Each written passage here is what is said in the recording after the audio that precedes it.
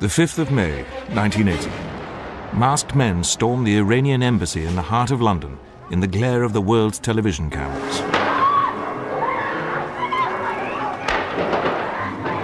Their mission? To rescue hostages seized by Iraqi terrorists.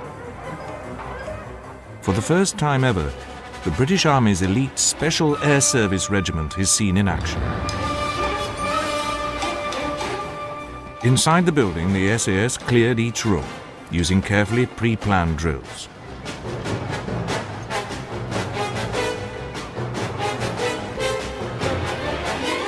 In the road outside, other SAS men watched for anyone attempting to escape from the building and checked for any explosive devices that the terrorists might have planted.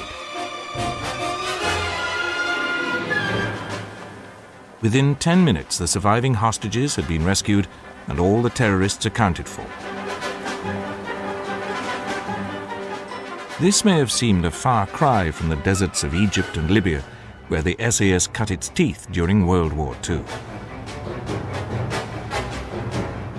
But the techniques it developed during its raids on Axis airfields and supply dumps were put to good effect, not just during the Iranian embassy siege, but also in its operations during the 1982 Falklands War, especially the raids on the Argentinian airstrip on Pebble Island and in the 1991 Gulf War.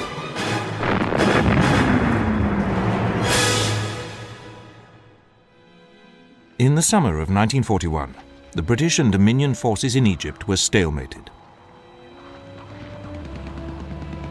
Earlier in the year, they had triumphantly driven the Italians out of Cyrenaica, the westernmost province of Libya. The Italian 10th Army had been destroyed, and tens of thousands of prisoners fell into British hands.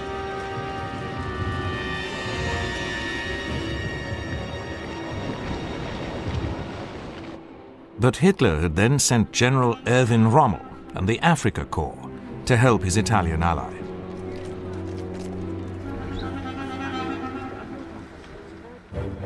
Rommel wasted little time. Within 6 weeks of arriving, he attacked, driving the British back into Egypt. Efforts to dislodge Rommel in the early summer of 1941 failed, and the British suffered heavy tank casualties.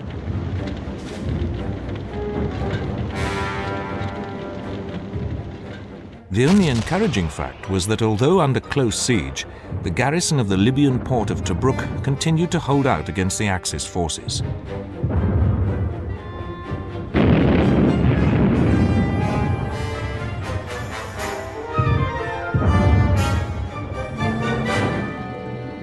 During the stalemate, a 24-year-old commando officer, David Stirling, lay in hospital in Alexandria.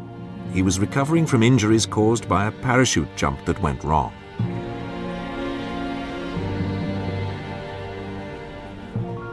Stirling had plenty of time to think about why the war in the Middle East seemed to be deadlocked, and how this could be broken. One of the most notable factors about the war in the Western Desert was the immense distances that needed to be covered. The distance from Tripoli, where the Afrika Korps had landed, to Alexandria, the main British base, was over 1,000 miles. There were few proper roads, and to the south was an open flank of desert which could be navigated by experienced troops.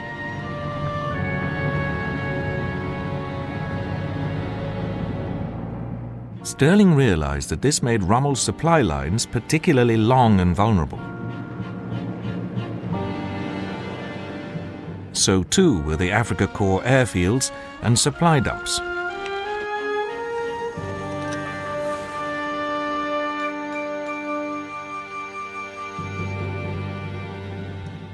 Attempts to disrupt them through commando raids from the sea had failed because Axis forces were too alert. Also, the Royal Navy's Mediterranean fleet could not spare the ships for major amphibious operations.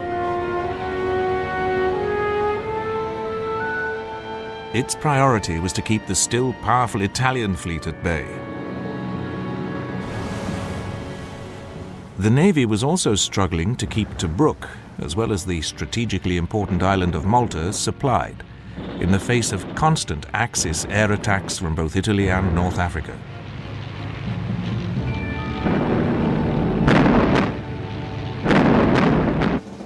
Stirling concluded that a possible alternative was small groups of men which would be infiltrated through the Axis lines.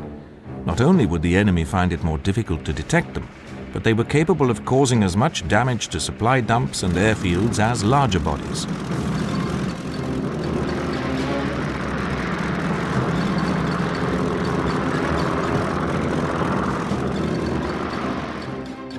For his raiding force to be effective, Stirling believed that it must be responsible for its own training and be directly answerable to the Commander-in-Chief Middle East.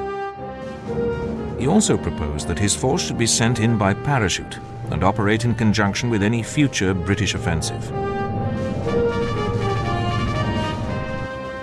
Once out of hospital, Stirling decided that if he submitted his proposal through normal channels, it would merely get lost in the bureaucracy that was Headquarters Middle East. He decided that a direct approach to the very top was the only way to get his ideas considered. Stirling therefore went in person to General Neil Ritchie, the Deputy Chief of Staff of Headquarters Middle East, and handed him his pencil-written memorandum. Ritchie was impressed. He assured Stirling that he would show it in person to the Commander-in-Chief, General Sir Claude Auchinleck. Auchinleck also liked Stirling's ideas and authorized him to recruit a force of 6 officers and 60 soldiers from the commandos in the Middle East. Thus, the SAS was born.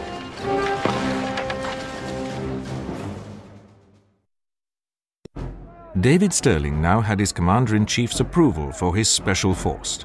Next, he needed a name for it, and to choose his man. The name was the idea of Brigadier Dudley Clark, who was in charge of deception operations in the Middle East. It arose out of a plan to convince the Axis that the British had a large airborne force in the area. Stirling's 66 officers and men were rather grandly titled L Detachment Special Air Service Brigade.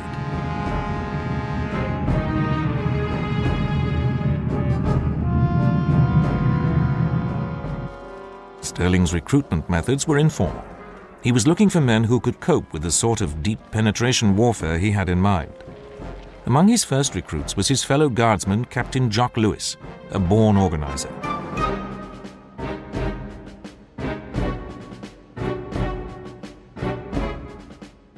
Lewis had already gained considerable experience of carrying out raiding operations from Tobruk.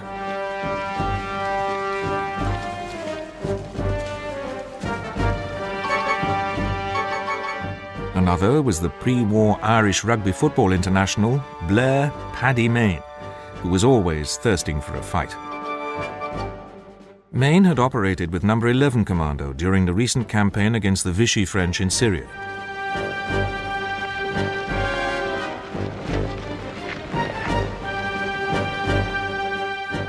Many of the other founder members of the SAS were guardsmen who had been in Stirling's commando. Stirling had not been given anywhere for his new force to base itself, so the SAS's first task was to steal a camp from a New Zealand unit which was at the front.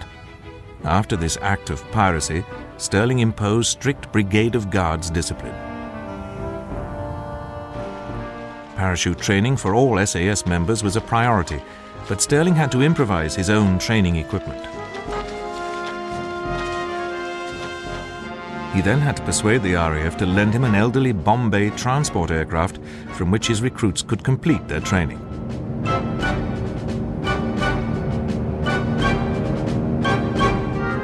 Aware that his men would be operating deep behind enemy lines, Stirling insisted that they become experts on German and Italian weapons.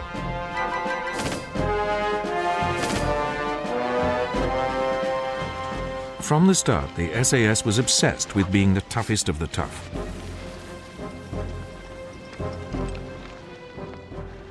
And, as David Stirling later explained, its methods and organization were very different from more conventional army units. The whole purpose of the SAS was to be able to live for long periods behind the lines. Whereas the smallest unit in the commando was 12 men. In the case of the SAS, each troop should be divided down to 2 subunits of 4 men, and that each should be capable of operating by itself. We were a totally strategic type unit. One man would know a particular amount of navigation. Another would be fully trained in medical side. Another would have his specialist learning in explosives and every form of sabotage and so on. Each of them were equally capable of doing any task. The magic of having 4 men was that it wasn't commanded by any particular one of them. The SAS's winged dagger cap badge was designed by Sergeant Bob Tate. The motto, "Who dares wins," was Stirling's own invention and aptly summed up the aim of the new unit. The SAS soon had an opportunity to prove itself. The British were preparing to go over to the offensive. Auchinleck was planning a major assault, Operation Crusader, for November 1941, which would relieve Tobruk and drive Rommel out of Cyrenaica. The SAS was to be dropped 2 nights before the attack and raid Axis airfields in the areas of Timimi and Gazala. They would then place demolition charges on as many aircraft as possible.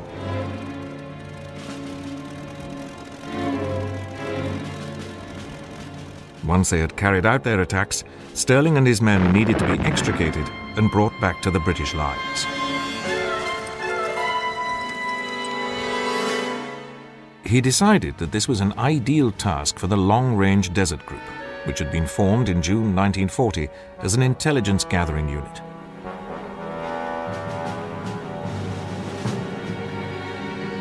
The LRDG used its skills at navigation and survival to take advantage of the open desert flank to the south of the desert battlefield to get behind the Axis lines. They would use the same method to collect the SAS after the raid.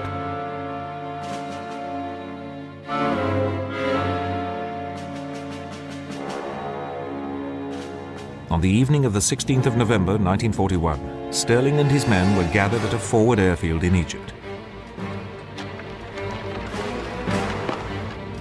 The weather was not good, with a sandstorm brewing.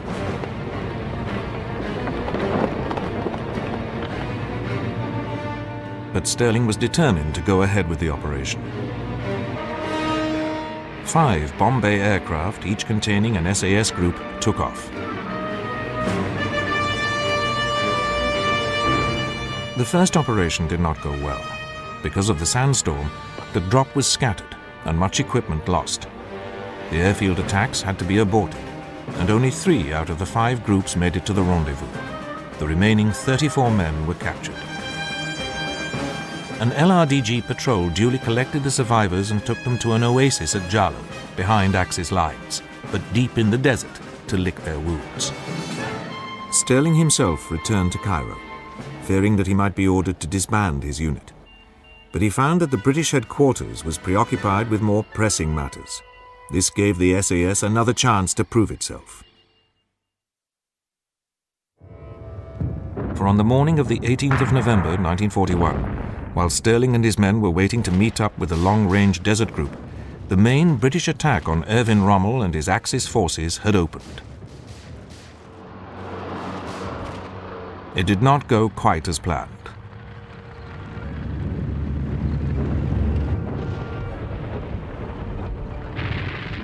The British armour became involved in bitter tank battles with heavy casualties on both sides.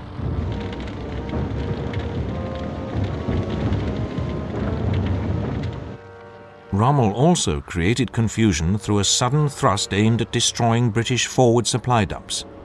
But running short of fuel, he was forced to withdraw.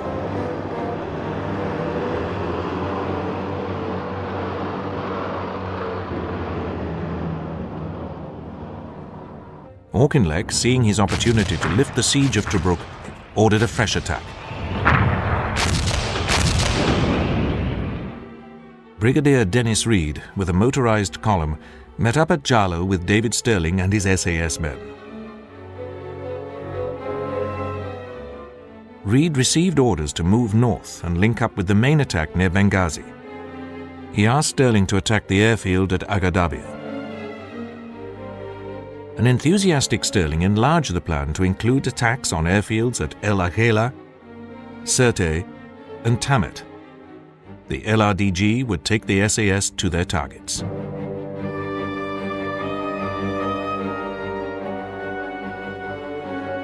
Paddy Mayne and his team were able to infiltrate Sirte without being spotted and proceeded to destroy no less than 37 aircraft.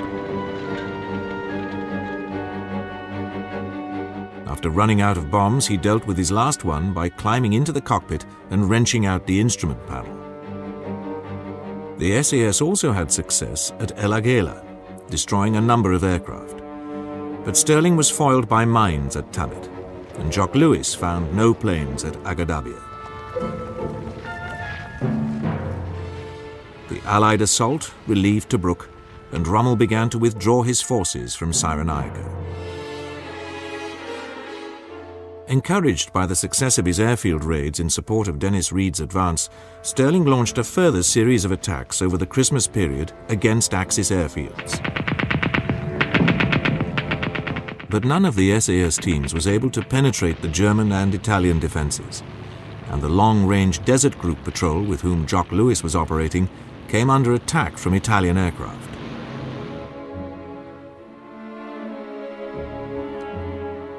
Tragically, Lewis, whom Stirling regarded as his right-hand man, was killed. With Rommel driven back into Tripolitania, Stirling returned to Cairo and obtained Auchinleck's backing to recruit further men. Among them was a Free French troop under Commandant Berger and a young officer from the Cameron Highlanders, Fitzroy MacLean, who would later lead the British military mission to Tito in Yugoslavia. On the 22nd of January 1942, Rommel struck again, driving the British back to Gazala. As the British retreated, the SAS carried out 2 attacks on the port of Benghazi and nearby airfields. These had mixed success. Bernina had no aircraft, Slonta was too heavily defended, and only one was destroyed at Barsi. The main airstrip of Berka could not be found, but Paddy Mayne was able to attack an adjoining strip. Rommel attacked once more at the end of May, driving the British back into Egypt after 5 weeks of fierce fighting. This meant that Malta could again be attacked from Axis bases in North Africa as well as Italy and Greece.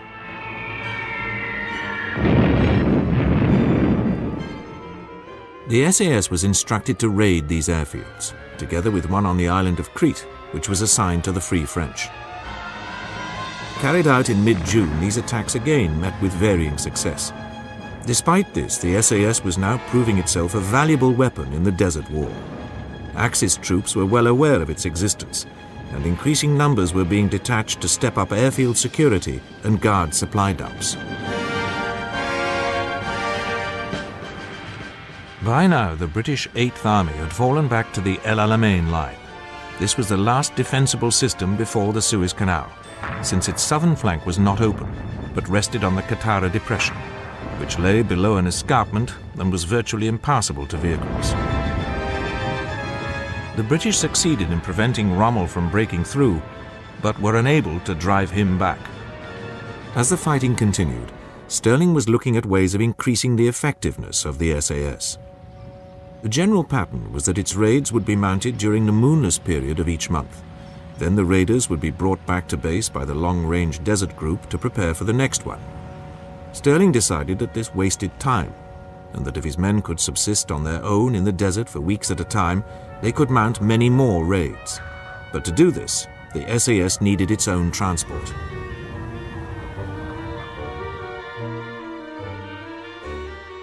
Stirling already had a stripped-down Ford shooting brake, known as the Blitz buggy, which he took on raids, painting it grey so that it could pass as a German staff car. He now managed to acquire some Willys Jeeps, which had just been sent to the Middle East by the Americans and had an excellent cross-country capability. These were modified, some with pairs of Vickers K .303-inch machine guns.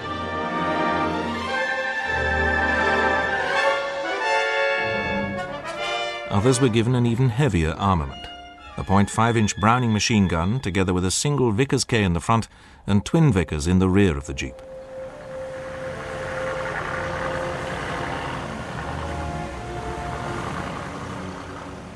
Stirling reckoned that with this armament he could attack Axis aircraft without having to dismount. The chassis was also strengthened and extra fuel tanks installed. A water condenser was also fitted on the front.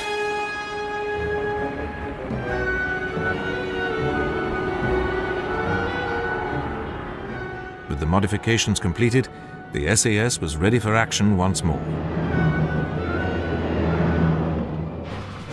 It was ordered to strike forward Axis landing grounds in support of an attack that Auchinleck was mounting at El Alamein. Stirling and his men slipped around the desert flank, negotiating their way along the escarpment of the Qattara Depression.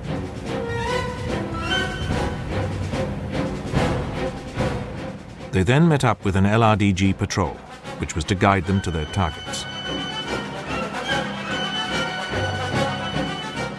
One group, led by Stirling and Main, attacked the airfield at Baghosh.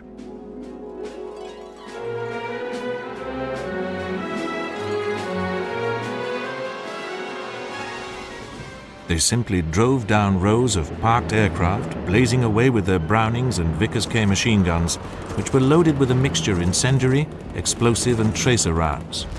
Such was the surprise they achieved that not a single shot was fired at them.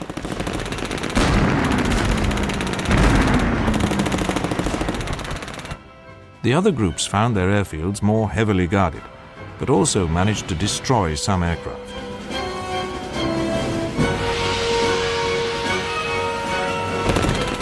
At the end of July 1942, Stirling carried out a massed raid on Sidi Hanesh airfield near Fuka airfield with his jeeps. 40 aircraft were destroyed. The SAS's new tactics were clearly working.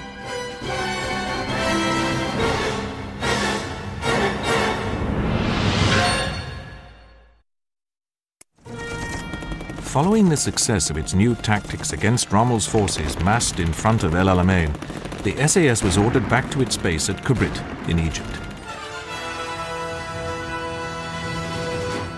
Dramatic changes had just taken place in the command structure of the Middle East, following a visit in early August by Prime Minister Winston Churchill.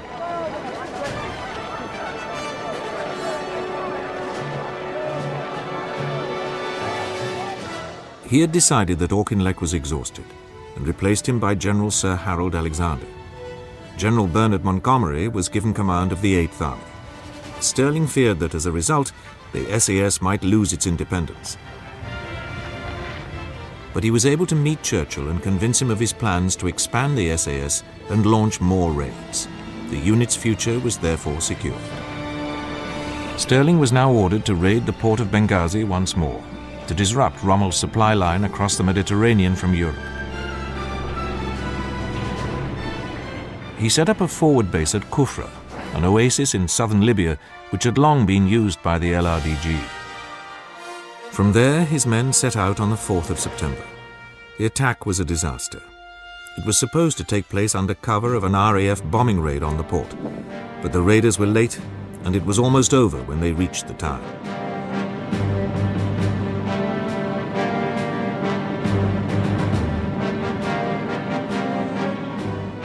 The garrison was on full alert, and a fierce firefight developed, in which at least one jeep was set on fire.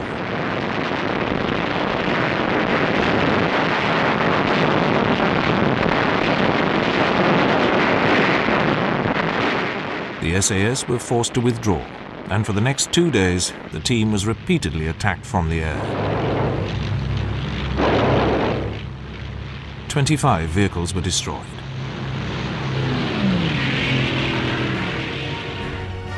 The remainder managed to reach Jalo, where they found enough fuel to get them back to Kufra.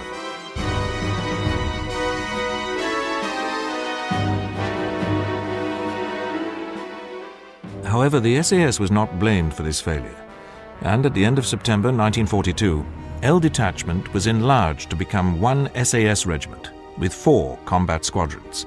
Stirling himself was promoted to lieutenant colonel. Montgomery was now planning to take the offensive at El Alamein. The SAS role would be to attack Rommel's lines of communication. Throughout the subsequent battle at El Alamein and the pursuit of Rommel that followed, the SAS mounted a series of raids from its desert base at Kufra against the Axis lines of communication.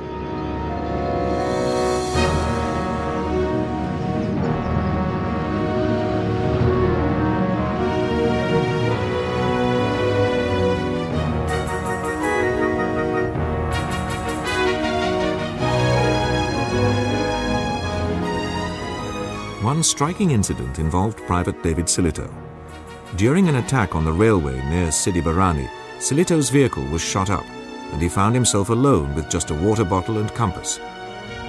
He set out on foot to rejoin his unit, covering 200 miles in 8 days before being picked up by another SAS patrol.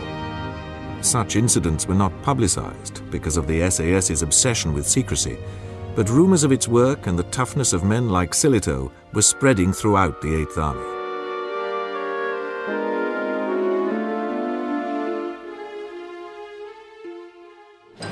As the pursuit of Rommel across Libya continued, a new campaign opened at the other end of North Africa.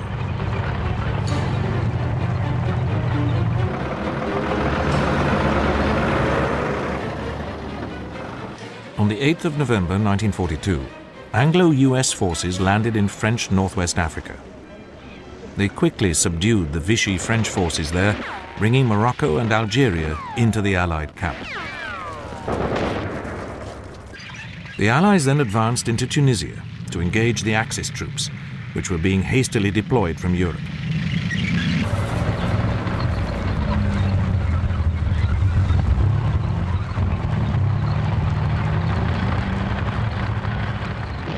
Hopes that Tunisia might be quickly secured proved false, and the Allies were faced with a winter campaign in the west of the country, while Montgomery closed in from the east.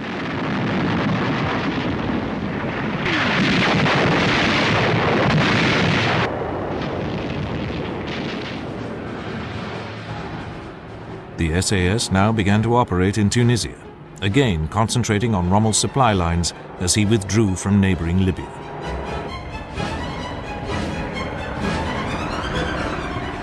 But disaster struck.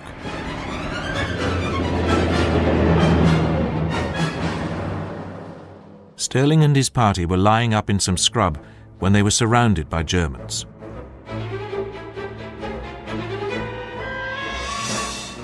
After a firefight, some men were able to escape, but David Stirling was captured.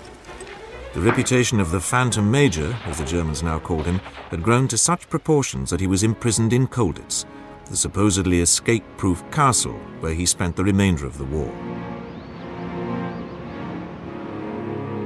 The loss of David Stirling, the man who had founded and inspired the SAS, was a grievous blow. But the successes of the unit he had founded and the effect that its raids were having on the Germans and Italians meant that there was no question that it would continue its operations.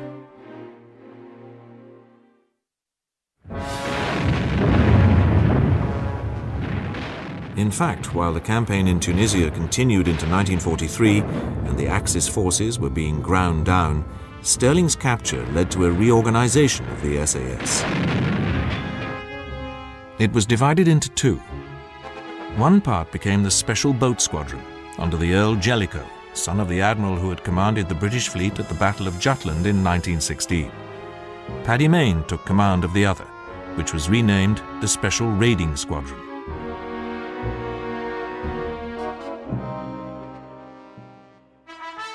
Among the new recruits for Jellicoe's SBS was Lieutenant Anders Larsen, a Danish merchant seaman who arrived in Britain at the end of 1940. He had joined a secret commando unit a small-scale raiding force, and had distinguished himself in a number of cross-channel raids. When this was disbanded, he was posted to the SBS. The Allies now turned across the Mediterranean. Sicily was invaded on the 10th of July.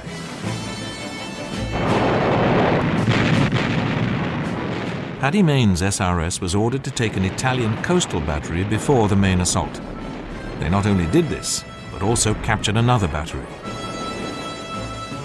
48 hours later, the SRS landed again and captured the town of Augusta, holding it until relieved by the main force. A new SAS unit, 2 SAS Regiment, was also involved in the invasion of Sicily. This had been formed in northwest Africa by David Stirling's brother Bill. One section of 2 SAS was assigned to capture a prominent lighthouse on D-Day. This proved easy, as it turned out to be undefended. Another section of 2 SAS was parachuted in small groups to disrupt Axis communications, the SAS's original role. The drop, however, was scattered, and many of those taking part had not been in combat before. Little was achieved. In early September 1943, the SRS supported Montgomery's landings in the toe of Italy by capturing the town of Bagnara and holding it for 3 days until relieved. This was followed by a more elaborate operation. Paddy Mayne's men landed with 2 commando units behind the German lines at Termoli, on the Adriatic coast. Simultaneously, elements of 2 SAS landed at Taranto, led by Major Roy Farren, a cavalryman who was a veteran of the tank battles in the desert and the fighting on Crete.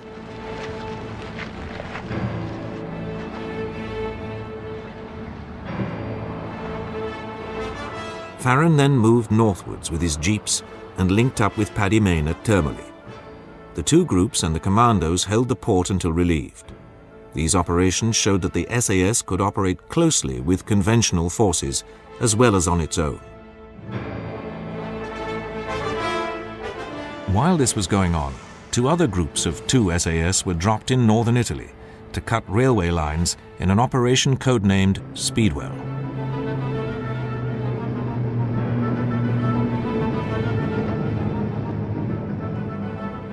After blowing a number of bridges and viaducts, the raiders made epic treks through the mountains of Italy to reach the Allied lines further south.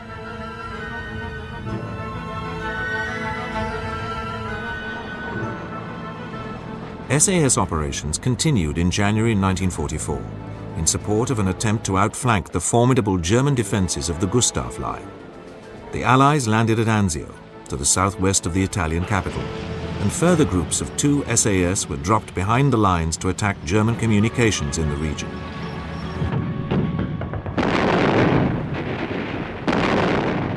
In the event, this counted for little, as the Allies failed to exploit their initial success by rapidly advancing inland, and the Germans were able to contain the beachhead.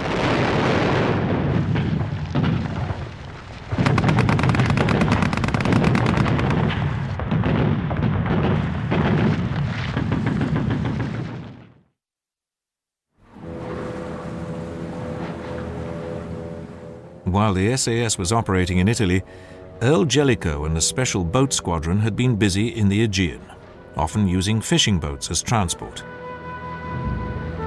In one of the few SAS operations that was actually filmed, the SBS took advantage of the Italian surrender in September 1943 to make landings on islands in the Dodecanese, bringing the Italian garrisons onto their side.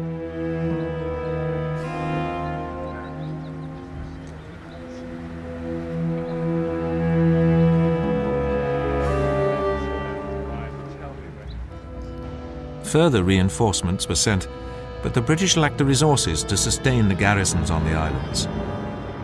The Germans launched attacks on them and seized them back one by one during the first half of 1944.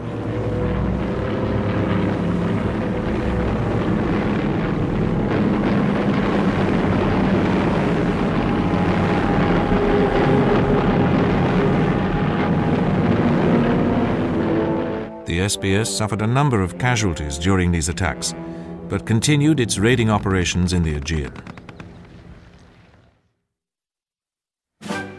In the spring of 1944, the SAS was enlarged to brigade size and concentrated in Britain to prepare for the invasion of France. The Special Raiding Squadron became one SAS regiment, and 2 SAS was brought back from Italy in March. The original French troop was augmented by 2 parachute battalions and became 3 and 4 SAS regiments. With the addition of a Belgian parachute company as 5 SAS, the Special Air Service was now some 2,500 men strong.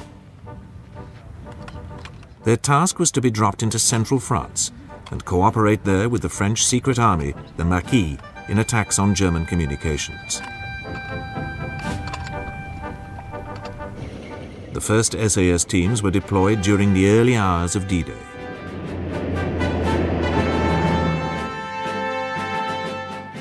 The woods and forests in the area proved excellent cover for the SAS teams and their jeeps.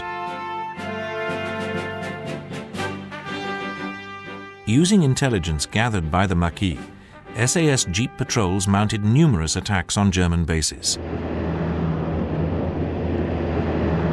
A favorite tactic was to drive at speed through a German-occupied village, blasting away at houses being used as billets or storage.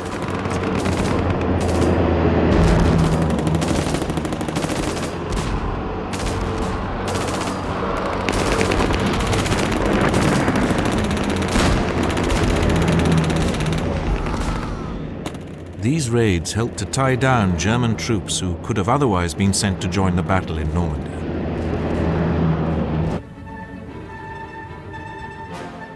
One group was given the unusual job of assassinating Rommel at his HQ in northern France. They dropped on the 25th of July, not realizing that Rommel had been badly wounded in an air attack a week earlier and was back in Germany.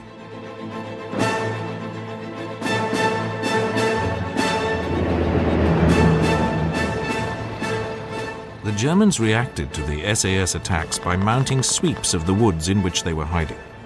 Sometimes the SAS was caught by surprise and had to fight desperate rearguard actions as they tried to extricate themselves.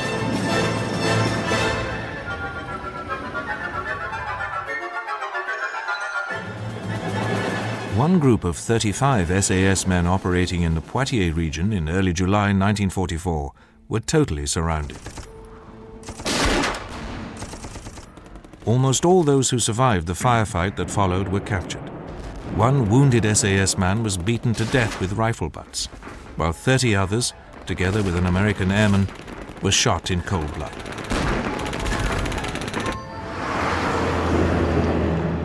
In spite of disasters like this, the SAS operations in the French countryside played their part in disrupting the German rear areas and helping the Allied breakout from Normandy and subsequent rapid advance across France. But with the liberation of France, the scope for independent operations deep in enemy territory declined dramatically, especially once the Allied advance slowed because of overstretched supply lines.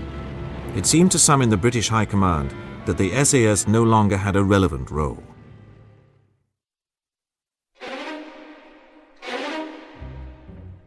Partly to deflect these, an SAS squadron returned to Italy in the autumn of 1944. There was more scope for the type of operation they excelled in, and small parties were dropped in the north of the country to assist the partisans. The SAS men helped to carry out attacks on communications, although German retaliation was often bitter.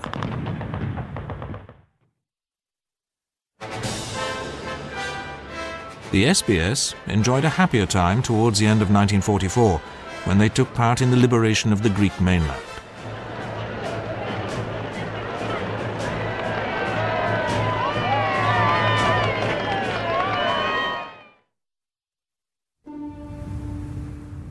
But despite these attempts to find useful employment for it, by the beginning of 1945 the future of the SAS was looking doubtful. One squadron was selected for counterintelligence duties in Germany, especially hunting down war criminals. 1 and 2 SAS were earmarked for the liberation of Norway, but the Allied strategy was to leave the large German garrison there until after Germany itself had been overrun. In the meantime, there seemed to be little for the SAS to do. In March 1945, Brigadier Mike Calvert took command of the SAS Brigade. As a veteran of the Chindit operations in Burma, he was an expert in deep penetration raiding and a forceful advocate for his new troops. After much debate, he obtained agreement that they should spearhead the advance of 21st Army Group east of the Rhine.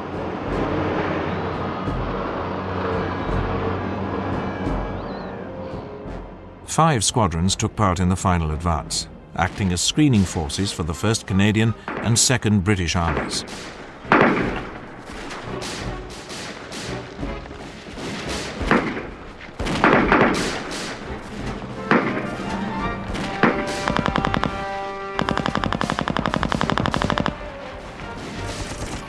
But the lightly armoured SAS jeeps were very vulnerable to ambushes and suffered a number of casualties. It was in one of these ambushes that the redoubtable Paddy Mayne had his last fight of the war. He came to the rescue of one of his patrols which was in trouble and forced the Germans to withdraw through the ferocity of his fire. This earned Mayne his 4th Distinguished Service Order. The SAS jeep patrols finally reached the German naval base at Kiel. As the men gazed in amazement at the destruction caused by Allied bombing to the port and the naval vessels based there, other SAS patrols were sweeping east and north as the war came to an end.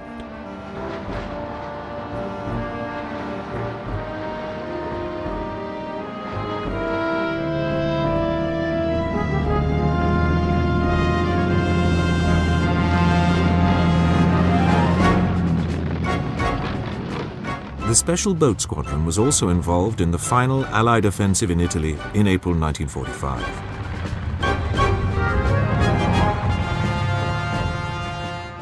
One of its members, Anders Larsen, now a major, carried out raiding operations on Lake Comacchio. During these, he won the SAS's only Victoria Cross for covering the withdrawal of his men under heavy fire until he was killed. Larsen had already won 3 military crosses, and he was deeply mourned by all who had known this outstanding officer.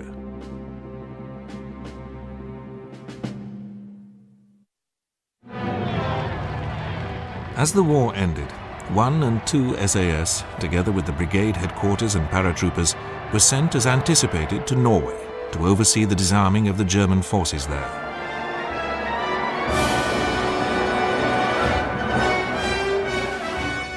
Despite its professionalism and skills, the authorities did not envisage a role for the SAS in the post-war British Army, and by the end of 1945 it had been completely disbanded.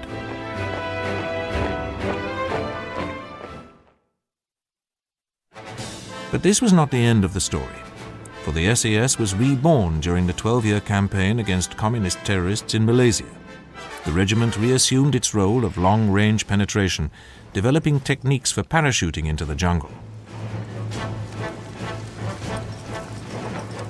Subsequent campaigns took the SAS to the barren wastes of South Arabia, where it gave active support to the Sultan of Oman in his fight against Marxist insurgents who threatened to overcome the country. The SAS trained the local tribesmen and led them in battle against the rebels. During the 1982 Falklands campaign, the SAS carried out an operation only too familiar to those who had served with it in North Africa 40 years before. This was the highly successful raid on the Argentine airstrip on Pebble Island, before the British landings on East Falkland.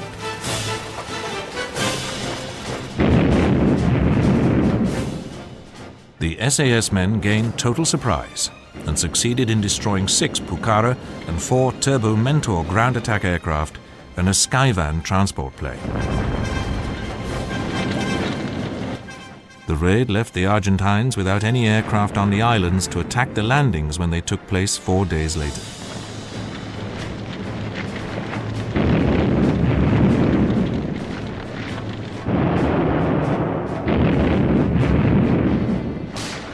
A decade later, the SAS was back in the desert and again operating deep behind enemy lines, this time in Iraq during the 1991 Gulf War.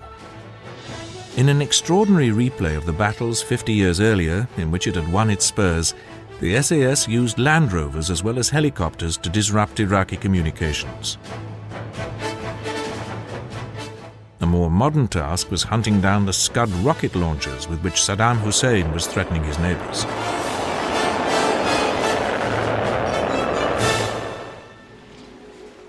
In the years since 1945, the SAS has taken on a variety of new roles, especially in the field of counter-terrorism in Northern Ireland, when it carried out numerous covert surveillance operations as well as ambushes.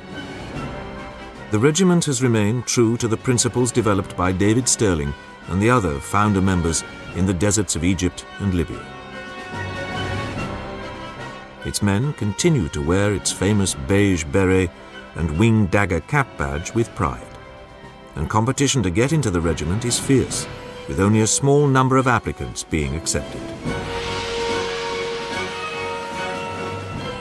Its actions have almost always been carried out in complete secrecy, the taking of the Iranian embassy being the only time that its troops have ever been seen in action.